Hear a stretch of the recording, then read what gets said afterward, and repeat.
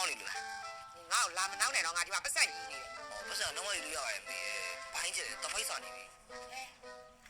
ငါသားလေးကပိုက်စားနေပြီလားအေးပေါ့လေငါသားလေးကရက်ွက်တကလှိတ်ပြဿနာရှာလို့ဝါပြီဆိုတော့ပိုက်စားပြီပေါ့ဟမ်ငါကတော့ညို့ပြောချင်နေတာနော်စိုက်မှာလူကြတယ်လို့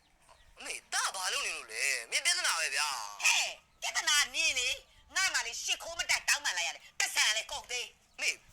ဘာလဲဘသူပြောရဘသူတောင်းမှလဲ ဟဲ့နင်မသိတော့ဘူးလားနင်မက်ဆီရဲ့သားမင်းခန့်ကိုနေထိုးလိုက်တယ်ဆိုဟိုကငါဆိုင်ရှိမှာမျက်နှာထိမျက်နှာထားလာပြောတာလေငါမှဘာလို့တောင်းမှလိုက်ရရမလဲ မင်းဘသူတောင်းမှခိုင်းနေလို့လဲဗျာ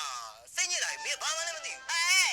ဒါမှန်းလည်းမသိအောင်သိအောင်လုပ်ရမယ် အမေတာမှန်ကူနဲ့ဘာမှမဆိုင်ဘူးနော်မှန်ဘလို့ရက်ခွဲတာအိမ်ဘွားဆင်းမှာ